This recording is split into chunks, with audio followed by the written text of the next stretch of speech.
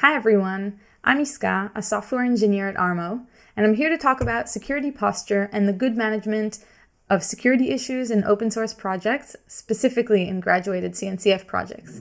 I'm going to compare them based on some research we did at Armo using our own statistics. So Armo is a Kubernetes security company. We're the creators of Kubescape, which I'm one of the maintainers of. And Kubescape is a security posture platform which shows you misconfigurations inside your cluster and guides you on how you can improve your security inside your cluster.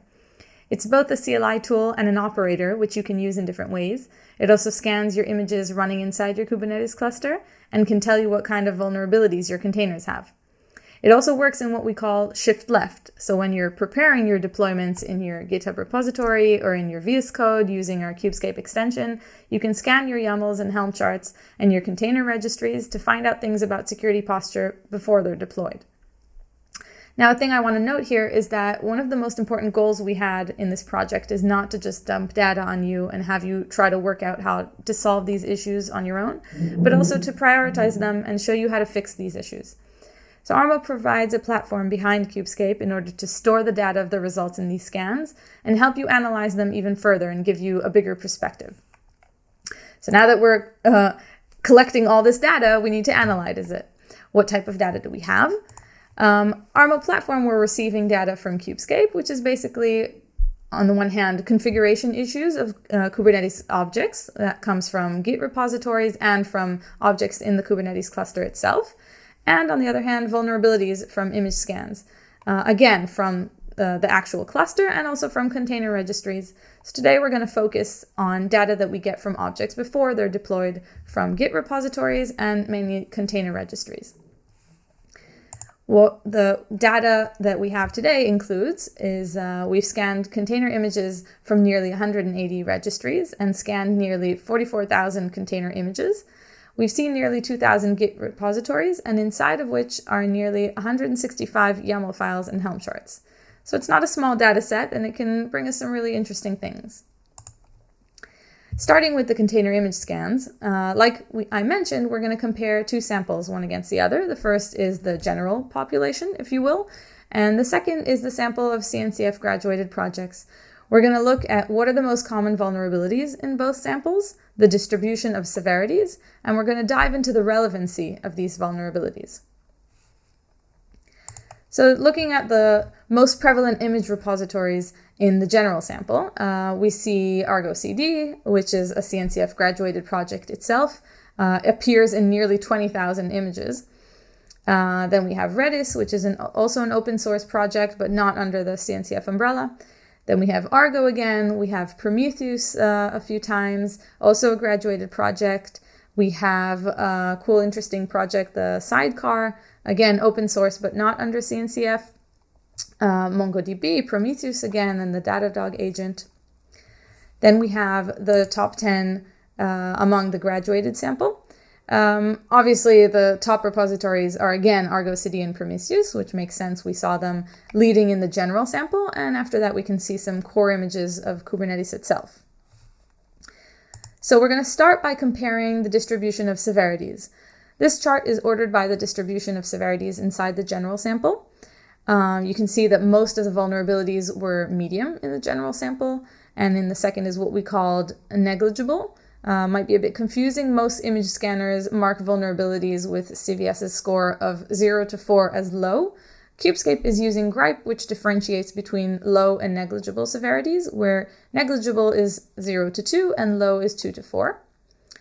For graduated projects, the most common vulnerability severity is negligible. Both have more or less the same amount of critical vulnerabilities. And in general, we can see that there's a slight difference in the distribution in favor of the CNCF projects. But honestly, it didn't really make a lot of sense yet, didn't give us a lot to work with. Let's look at the top 10 vulnerabilities in the general sample. You can see that there's the first vulnerability is above all else in terms of numbers. It's a relatively new vulnerability in BusyBox, which we saw in nearly 37,000 images that we scanned. It's a high severity vulnerability. Then we have libgcrypt, which was in nearly 15,000 and high as well. After that, we have a few which are also around 15,000 images. And after that, from 8 and down, we have a bit less. For the sake of this talk, we're only looking at high and critical issues. And now to try and make sense of this data, we went over each one of these vulnerabilities manually to try and understand, are they really exploitable and how relevant are they? So let's start with the first one, the BusyBox CVE. BusyBox contains all sorts of tools that we use in our containers. One of them is netstat, which can be used to read your DNS record, except most people don't really use it. This vulnerability is pretty severe. If you're using netstat to read your DNS record, an attacker with a malcrafted DNS record can take over your terminal. Alternatively, the attacker can also change the colors of your terminal. Cute. But the risk of it being exploited is very, very low. This vulnerability is not very relevant. Next, we have libgcrypt, which in specific versions mishandles a cryptographic algorithm called El-Jamal, and it enables the attacker to extract the private key from a side channel, which is actually a very serious problem. The point is that the reason this image vulnerability is so high in our list is because it's part of the GPG protocol in our package manager. But when we install packages, their signatures are verified with public keys, not private keys. So it's a very bad practice to have private keys in containers, but most don't. They'll just have public keys.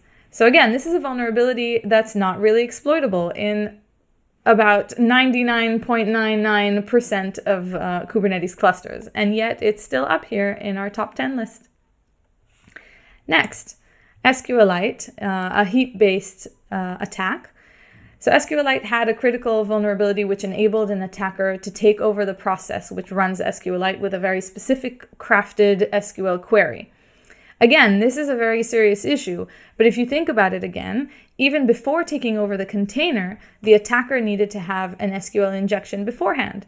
So again, this is something that it's really hard to see how it's going to be exploited.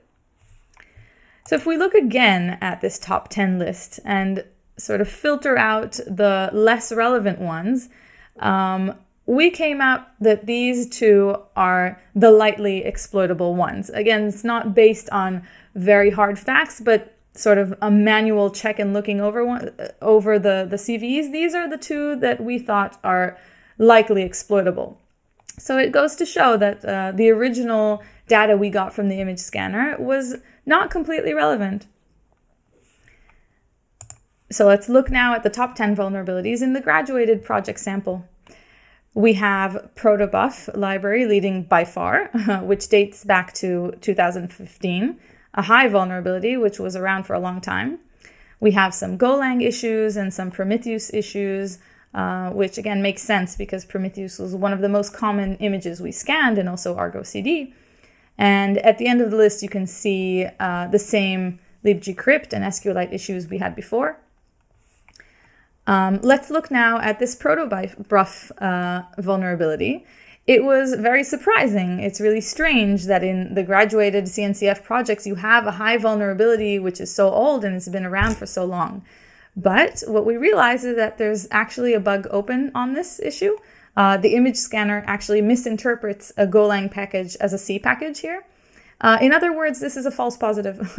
Actually, Gripe has come out with a new version since, so it might even be fixed. Again, we're looking at the filtered list now. As we did before, these are the 5 vulnerabilities out of the original 10 that we marked as actually exploitable in some circumstances. If we look at this distribution of the average of vulnerabilities per severity in both samples, it looks like if we take a random image from a graduated project, it'll most likely have way less vulnerabilities than an image from that of the general sample. So this graph is very complimenting and it looks great.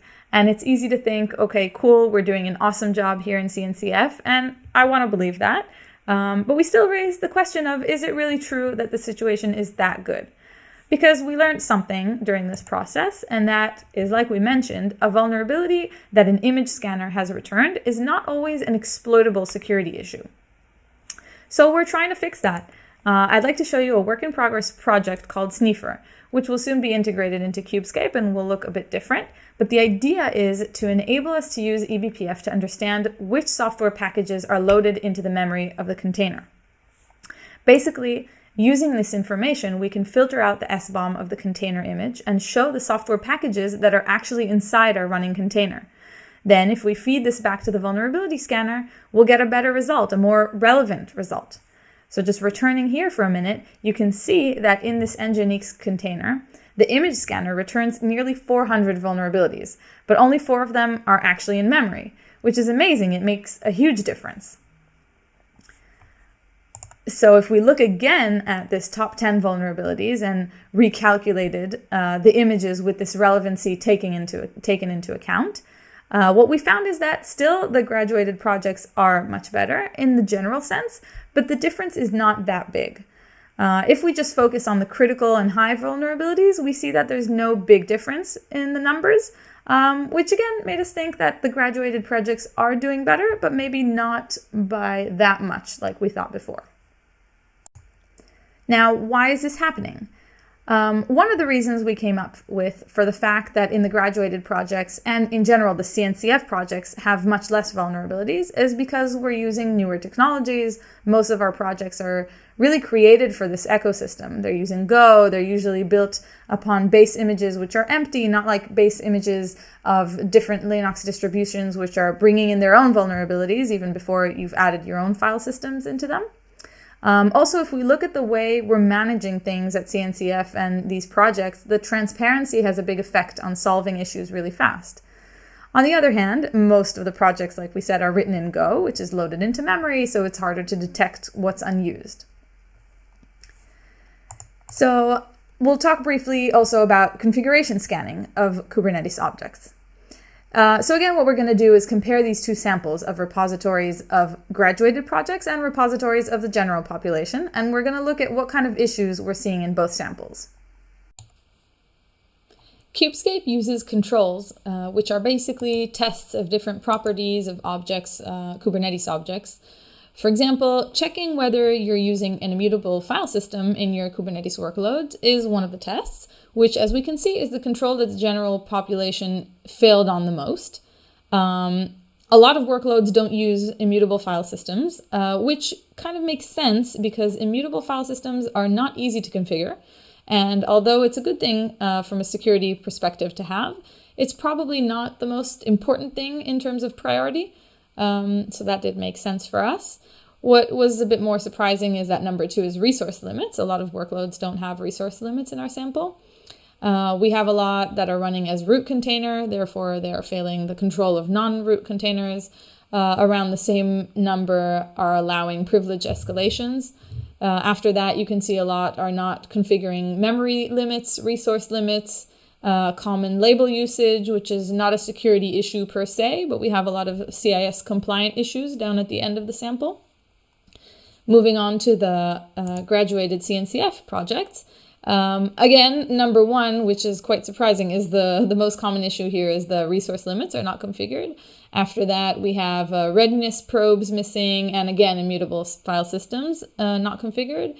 Then memory limits are missing. Then the next 2 non-root containers are configured more here in graduated projects, and so are containers that don't allow privilege escalations, but not by a lot more. In general, again, we see that this distribution is a bit different, but we still have a lot of issues. We tried to compare what if we were to take a random workload from each of these samples, what % of our controls would fail. And as it turns out, 35 of our controls would fail if we chose a random workload from the graduated project, and 38 would fail if we chose one from the general sample. So it's clear that these numbers are quite close, and we don't see such a huge difference. So to wrap up, in terms of misconfigurations, CNCF graduate projects are only slightly better. In terms of vulnerabilities, again, it's hard to say that graduated CNCF projects are meaningfully less vulnerable, especially when we're taking into account that, as we saw, not all vulnerabilities that we get from an image scanner are exploitable, but it seems that they are slightly less vulnerable. In general, there's a lot of work to be done to make vulnerability scanners more effective and more relevant. Thanks very much for listening and enjoy the rest of the conference.